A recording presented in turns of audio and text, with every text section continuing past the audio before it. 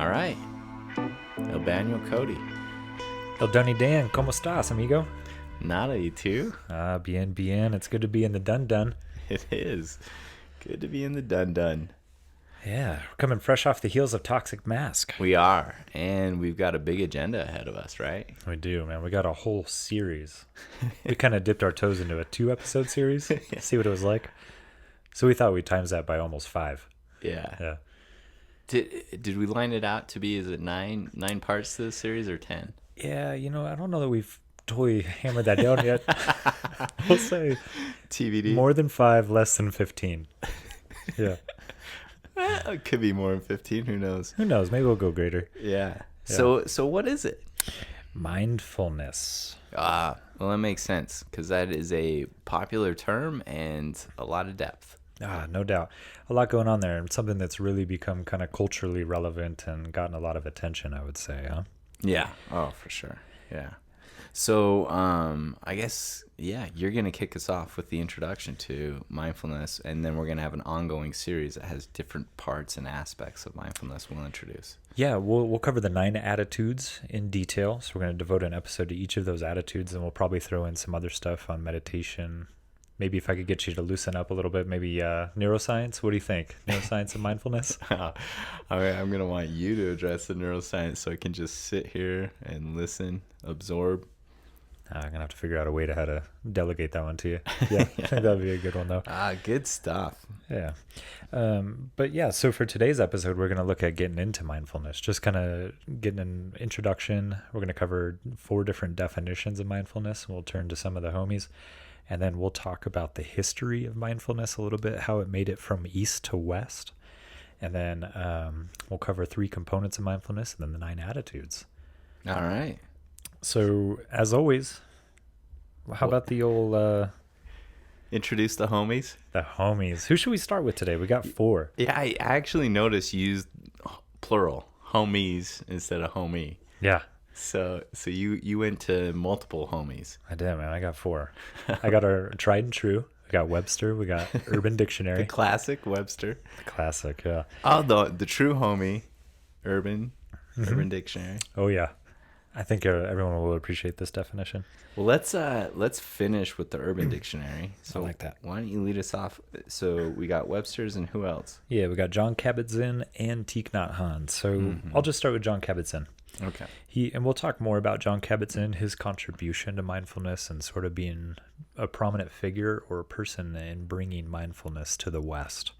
At any rate, he defines mindfulness as awareness that arises through paying attention on purpose in the present moment, non-judgmentally. And sometimes he'll add in there, in the service of self-understanding and wisdom. So, yeah, pretty straightforward. Intentionally paying attention to the present moment, doing so without judgment. Yeah. Let's turn to Webster. The classic. The classic. That's Cody's homie. And so what we got here, Webster, so gracefully defines mindfulness as the practice of maintaining a non-judgmental state of heightened or complete awareness of one's thoughts, emotions, or experiences on a moment-to-moment basis.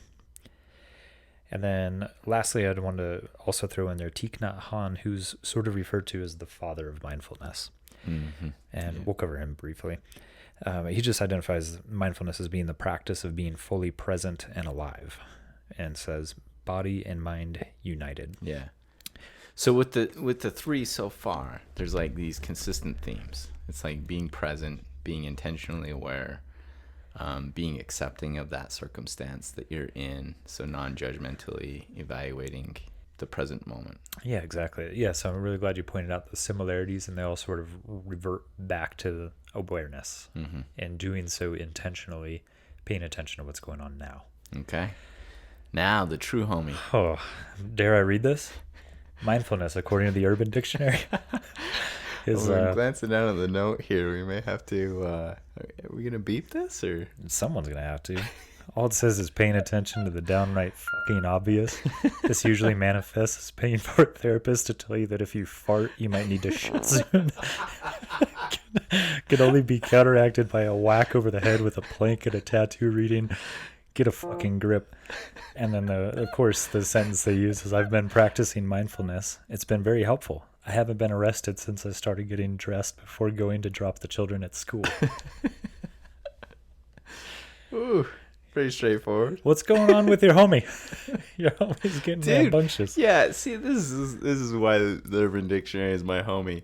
Yeah. They take out all pretense. So, Webster, Thich Nhat Hanh, Kabat-Zinn. Yeah. It's just these classical diplomatic statements. Urban Dictionary just tell you how it is. And do they not? Yeah. Like, I can't argue against you at all. No. Yeah. Oh, gosh.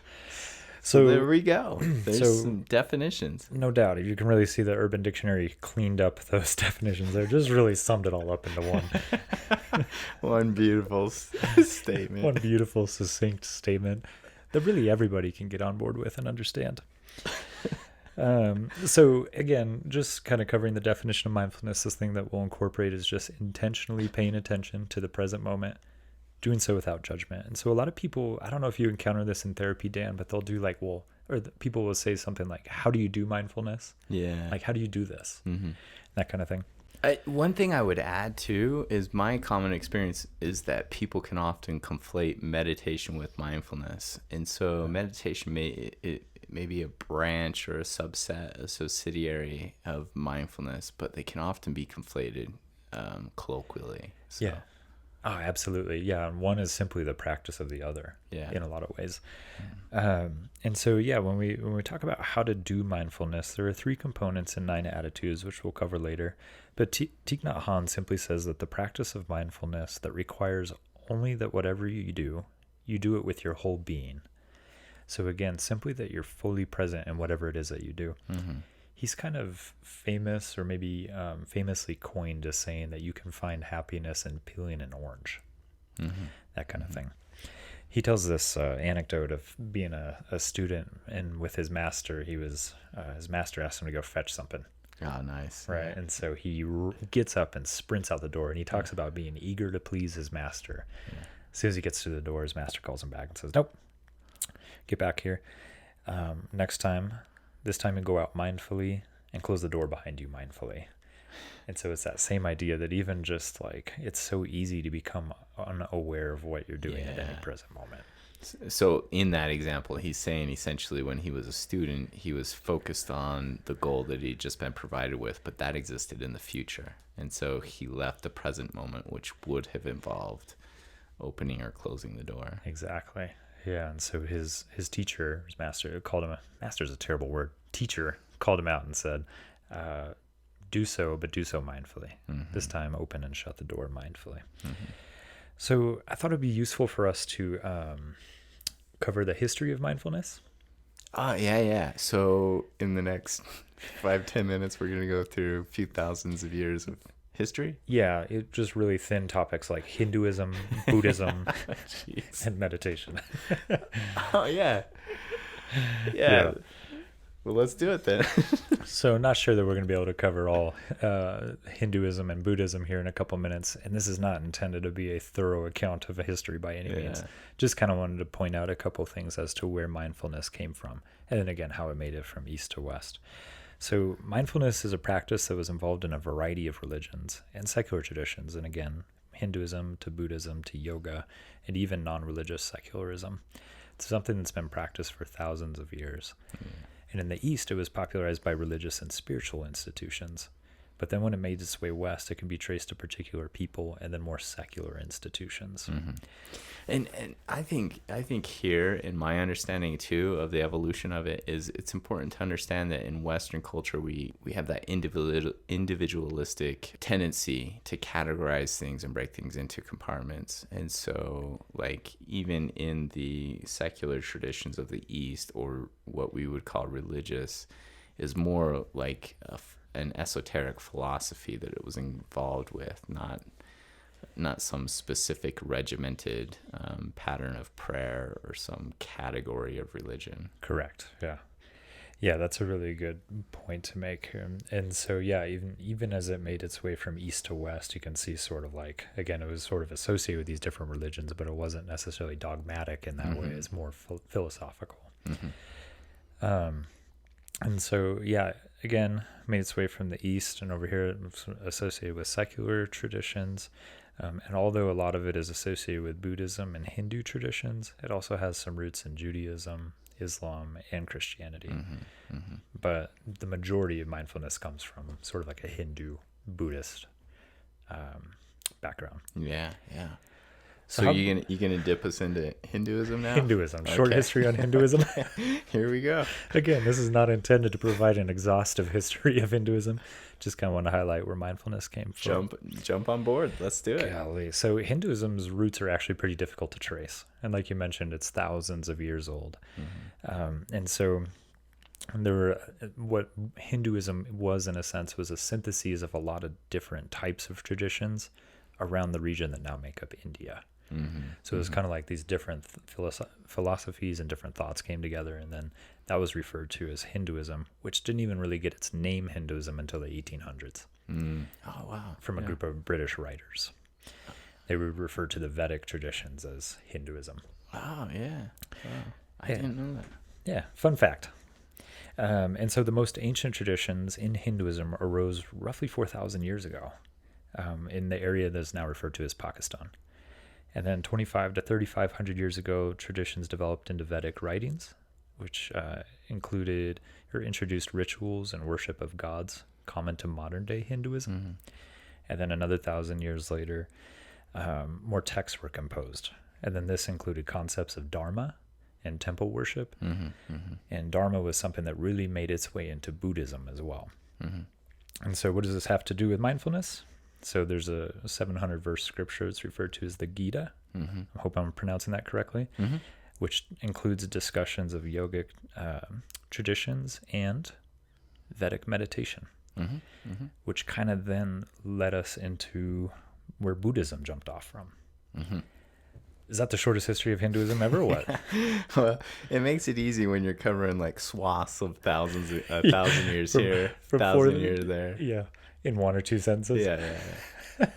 All right. No doubt. So now that we've established the foundation of Hinduism, Yes. let's jump in and cover thousands of years of Buddhism. Do it again.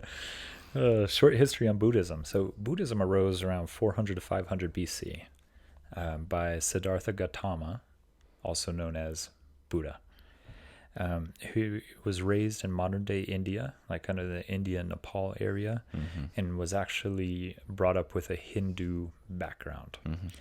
And so, again, Dharma was often referred to in Hindu, and that was something that made its way into Buddhism. And my understanding of Dharma is that there's really no good way that translates into English, but it's just sort of like the natural order of the universe. It's maybe the best way I could describe it.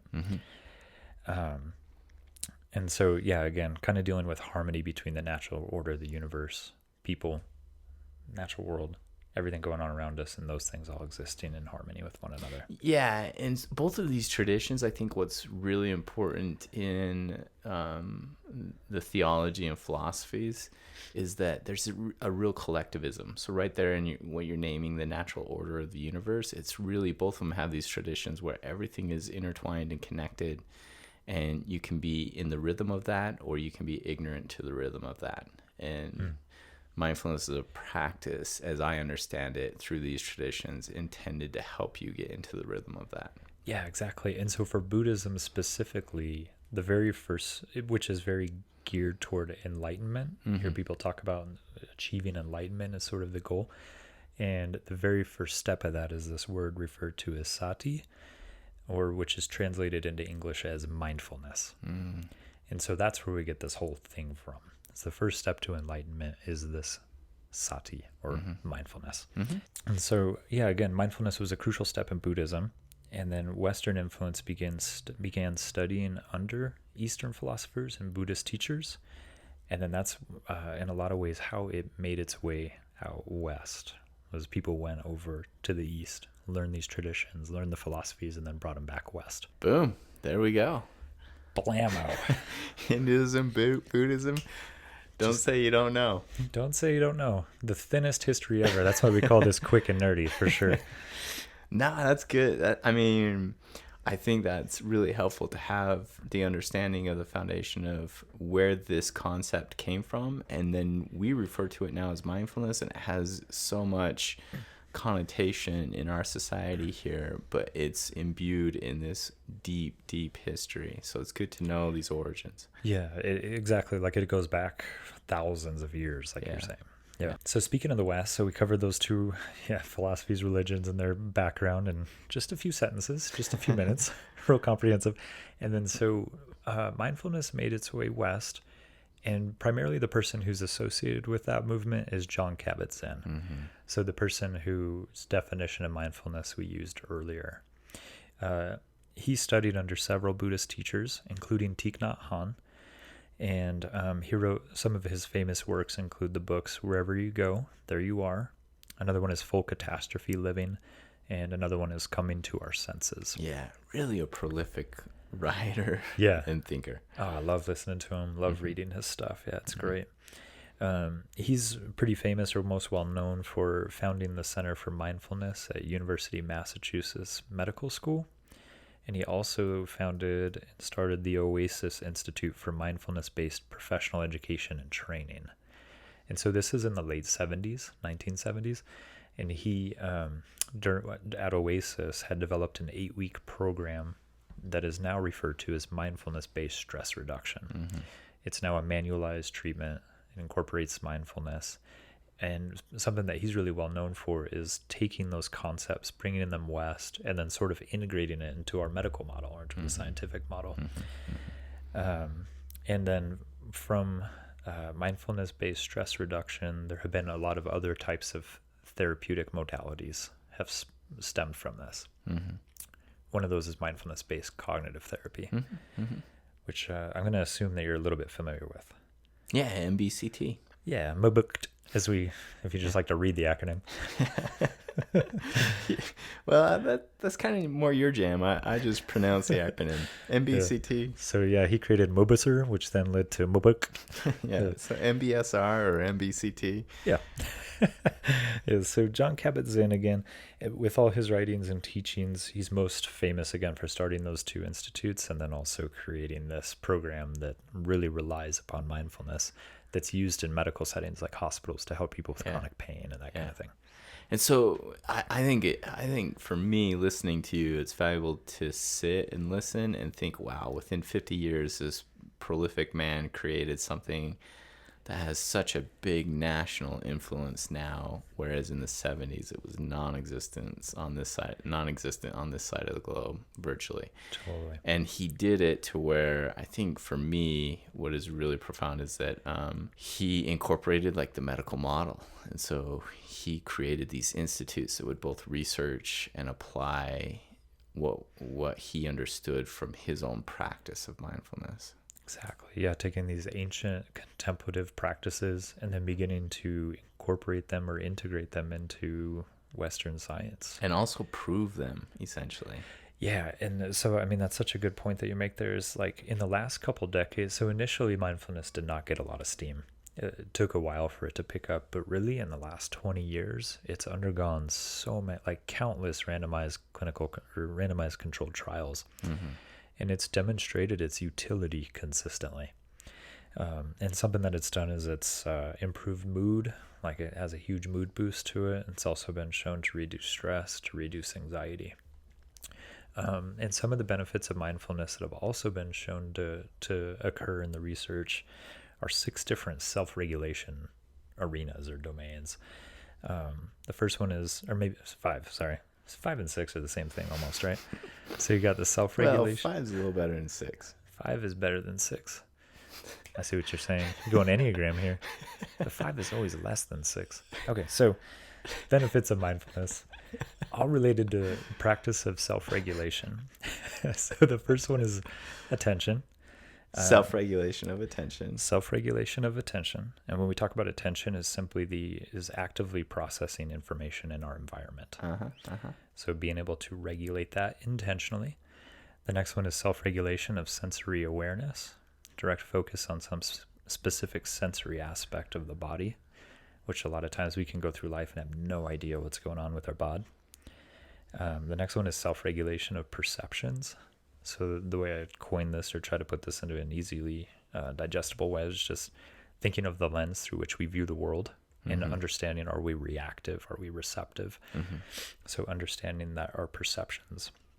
Next one is self-regulation of thinking, just how we respond to our thoughts. How can we direct our flow of thought? Do we jump into the deep end with our thoughts? Do we believe everything that crosses the mind's eye?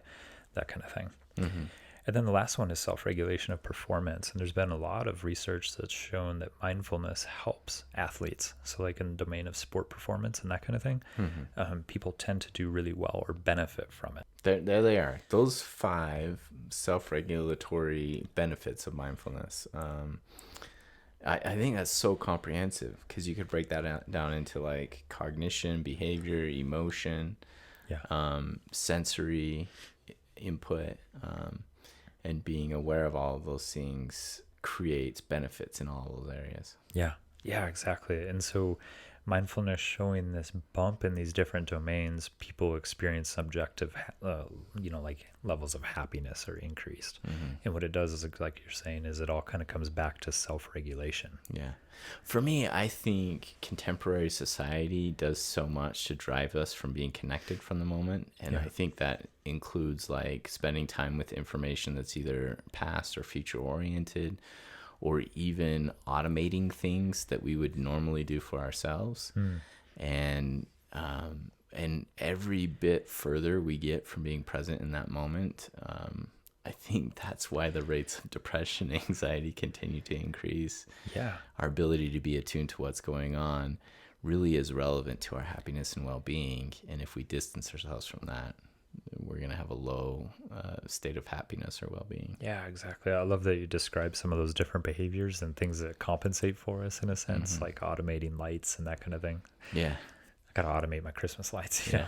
Like for me, so I think I've shared this with you before. There was this time I was with a group of people, and we were pulling up to their house, and they're pretty well off. And we were pulling in, and he pushed the garage door opener for the garage to open. And one of the people we were with was like, "Oh, you don't have automated garages?" Because that other person did. And he's like, "Oh, you got to get them. They're so great. Like once you pull up to the garage, it senses your vehicle there and opens the garage." In my mind, I was like, how far do we need to get from our current experience?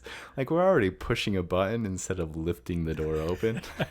And now we need to remove ourselves one step further from pushing the button. And what that does is just open up space for our mind to be occupied with something totally distal from that current experience.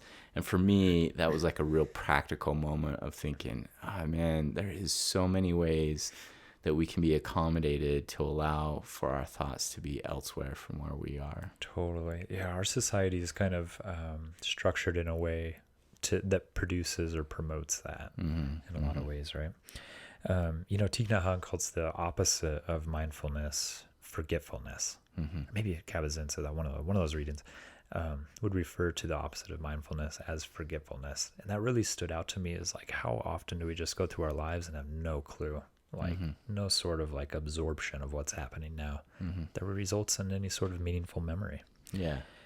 So let's jump in and sum up. You mentioned they're the 3 components of mindfulness and the 9 attitudes. Yeah. So let's jump in and talk a little bit about that. Yeah. So just like we were saying, there are 3 components of mindfulness. The first one, I'm just going to list these. The first one is attention. The second component is intention. And the third component is attitude. And then, like we were saying earlier, there are 9 attitudes. And this is what we're going to be covering in our series. Yeah. So just to list these 9 attitudes, the first one is non-judging. Second one is acceptance, patience, the beginner's mind, trust, non-striving, letting go, gratitude, and generosity. Yeah. All powerful. They culminate into that third component, attitude, and then intention and attention. Correct. Yeah. Yeah. So attention is, again, just the process by which we process information in our environment. And then intention, a lot of times when we speak about it from a mindfulness standpoint, is just like setting our sights. And they're often related to internal values, goals that we hold as well. ways that we want to show up in the world. So just as we move towards kind of closing down this episode, one question that comes to mind is why mindfulness? And something that Kabat-Zinn says is just essentially to realize that peace and joy are available within us, around us, and they're available right here and right now. I want to read a quick little paragraph from his book, Wherever You Go, There You Are, if that's all right. Yeah, let's do it. What he says is, Kabat-Zinn says, we tend to be particularly unaware that we are thinking virtually all the time.